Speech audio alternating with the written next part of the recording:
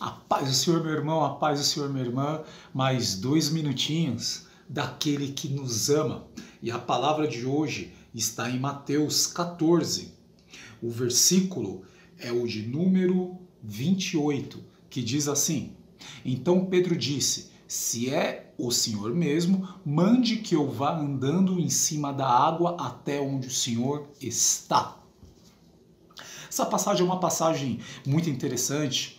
E inclusive eu estava conversando acerca da palavra com a minha esposa, e certa vez o nosso pastor também já ministrou essa palavra algumas vezes, e me veio o seguinte pensamento. Jesus, ele estava andando sobre as águas já de madrugada, e os discípulos estavam ali no barco, olharam e falaram: nossa, olha, é Poseidon, é o Aquaman, é um fantasma. E Jesus falou: não, sou eu. E Pedro diz isso daqui: se é o Senhor mesmo, mande que eu ande sobre as águas e vá até você, aonde o Senhor está. E Jesus fala: então vem, Pedro.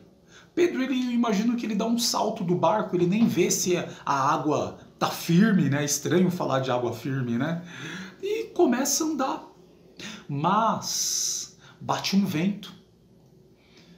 E ele começa a afundar por conta do vento que tirou a atenção dele.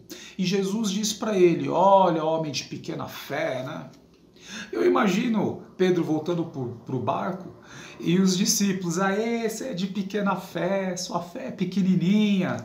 Aí ele fala: se eu sou de pequena fé e andei sobre as águas, eu fiz o sobrenatural. É fácil. Jesus, ele é um Deus, ele é filho do Pai. Agora, eu não, aqui ó, sou de carne e osso. Eu andei sobre as águas. E se eu tenho uma pequena fé, imagina o tamanho da fé de vocês que ficaram aí no barco com medo. Então, às vezes a gente se coloca no lugar de Pedro, né?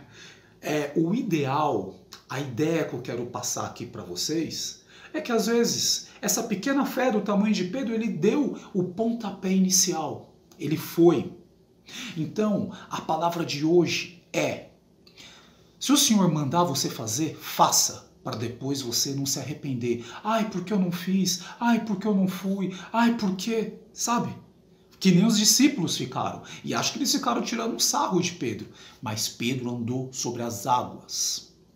Ele andou. Ele provou um pouco do sobrenatural. Então, se Deus mandar, você faça como Pedro, ande sobre as águas. Se ligue nessa ideia.